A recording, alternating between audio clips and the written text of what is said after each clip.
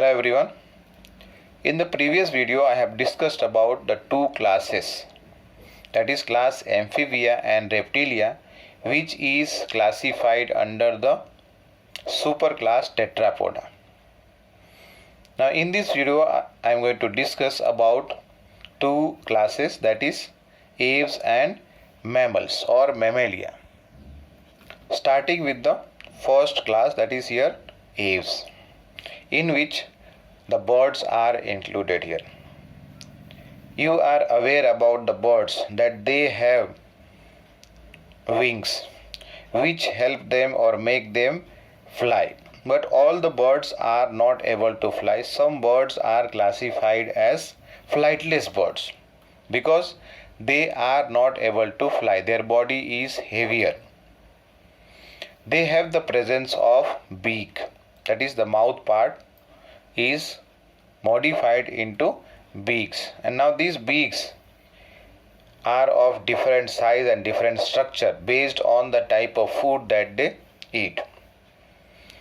The forelimb over here, as I said earlier about the wings, the two pair of limbs they have, the forelimb is modified into wings with the help of which they can fly, and the hind limbs they have, on which the presence of scale can be found.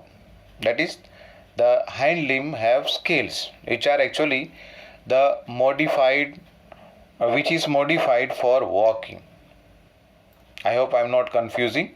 Once again, forelimb is modified into wings and the hind limbs are modified for different purposes: walking, swimming, or otherwise clasping the tree branches. Means when they are sitting on the branches of the trees, they can hold the branches with their claws present. Now here on their limbs, hind limb, they have also the presence of scales on the hind limb. The skin they have is without any gland. Skin is dry without gland, but oil gland is present, except that is the oil gland that is present at the base of the tail. Means over here what happens, the skin is dry without any gland except the oil glands that are present at the base of the tail.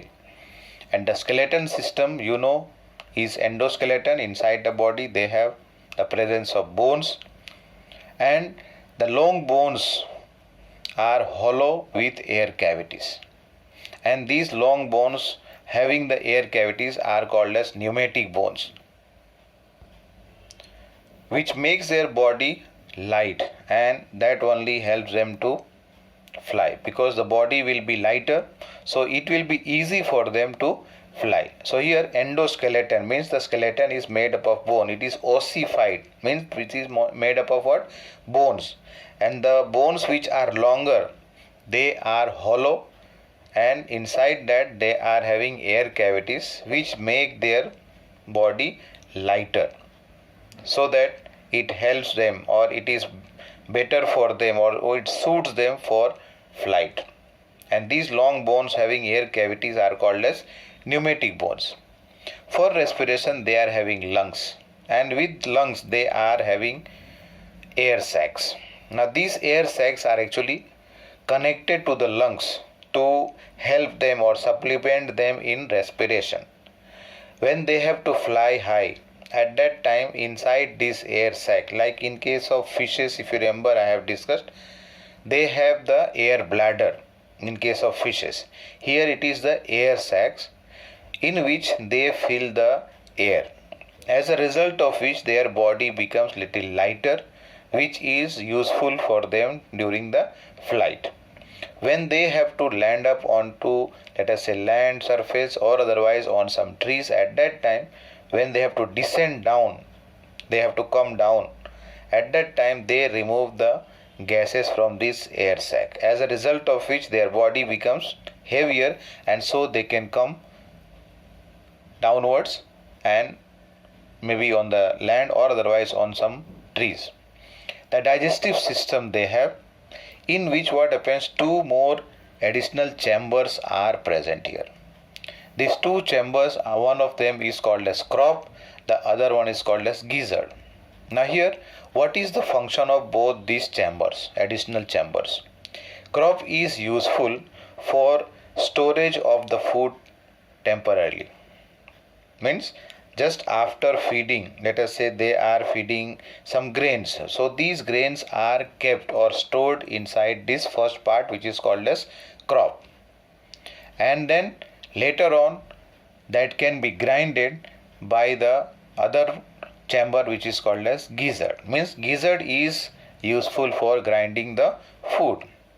And now this is the first group or first class, you can say, where the animals or the members are having 4-chambered heart. In case of reptiles, they have 3-chambered heart, but crocodile has 4-chambered heart. It is placed under reptiles, but because of that is placed under the class reptiles because of the characteristic it has of reptilian. But the heart chamber, it has 4. Means it is more developed, you can say, than other members of the class reptilia or reptile. Now here in this case aves, all the members which are classified under the class aves are having 4-chambered heart. And the member over here first time are warm-blooded. Term for warm-blooded is homoiothermous or homoiothermic animals. Means their body temperature remains constant. Environmental temperature may fall down or may rise up, but the body temperature, internal body temperature of the birds and also of mammals remains constant. So that's why the term over here is used either as warm-blooded or homoiothermous. The examples that are included here are corvus, that is commonly called as crow; columba, common name is pigeon; psittacula, common name is parrot; then struthio, this is the scientific name of ostrich; pavo, peacock; Entenodites, penguin; and neophron, vulture. So these are some of the examples of the class aves. Coming to the last class over here is the Mammalia. Class Mammalia, 3 main characteristics here which is not possessed by any other group. One is the presence of mammary gland.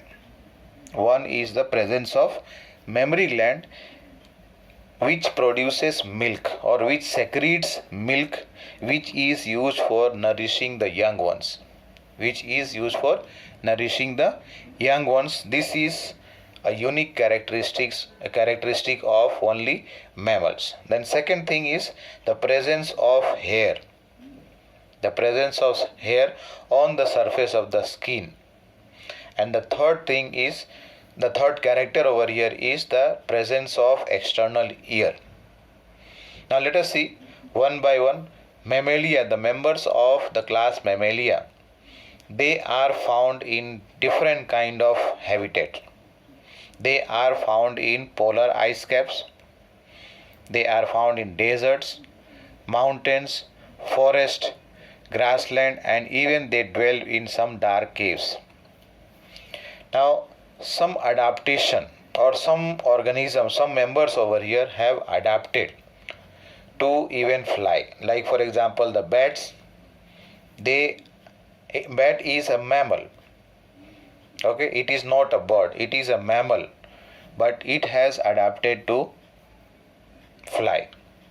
And some others are there, even though they are mammals, but they are able to live in water because they have structures which help them to swim, you can say. And even some others are there, they are able to walk, like we are also walking. And then presence of the mammary gland I mentioned earlier. And then they are having the members over here, that is the mammals have 2 pair of limbs which are adapted for different purposes like walking, running and climbing. And some members are there, they use it for even burrowing holes in the you can say the earth or the land. It is also used for swimming or flying. The two pair of limbs over here,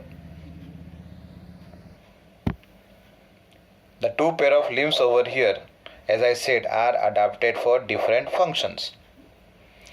The skin is covered by hair, which is a unique characteristic or character of only mammals. Presence of external ear, I have mentioned earlier. Respiration, how do the mammals respire? That is well developed. Lungs are present.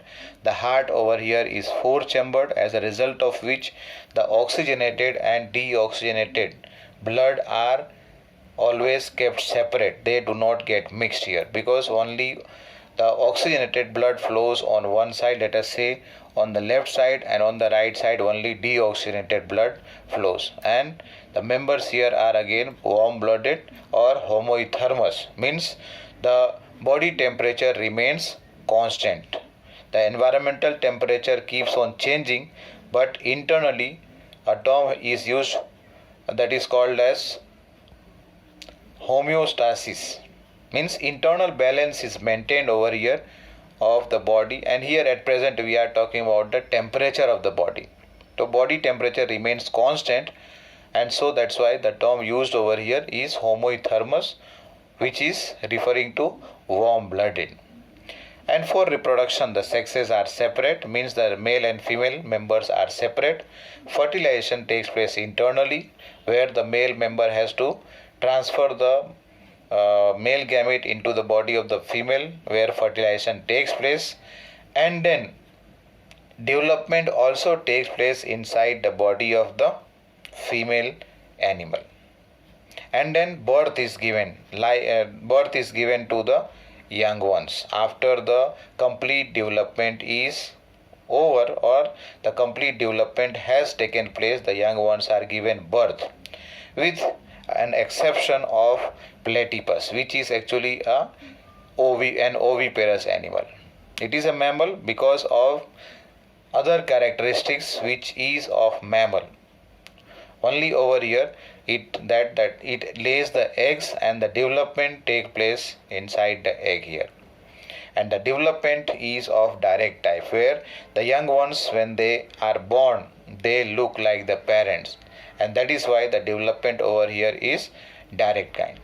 So examples include here, in case of oviparous, the platypus, common name is platypus, scientific name is called as Ornithorhynchus or Ornithorhynchus.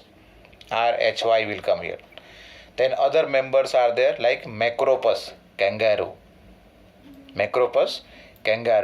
Then Camelus, camel. Rattus, rat. Felis, cat. In the first chapter, if you remember, Felis, cat and dog family we had discussed. Then Equus, horse. Then Balaenoptera. क्या है? Balaenoptera, blue whale. Balaenoptera. Panthera leo, you know about this. Panthera leo is lion. Likewise, Panthera tigris and pardals also we had discussed in first chapter. Then coming this side, Pteropus, flying fox. Macaca, that is the monkey. Canis, that is dog. Elephas, elephant. Then Delphinus, common dolphin. And then Panthera tigris, already I mentioned about this. Panthera tigris, Panthera leo and Panthera pardus we had discussed in chapter number 1. They all belong to this class, that is Mammalia, in which the distinct characteristics I mentioned earlier is about the presence of mammal or a mammary gland, and because of that the name has come here as Mammalia, presence of mammary gland. So that was about this chapter number 4, Animal Kingdom. Thank you.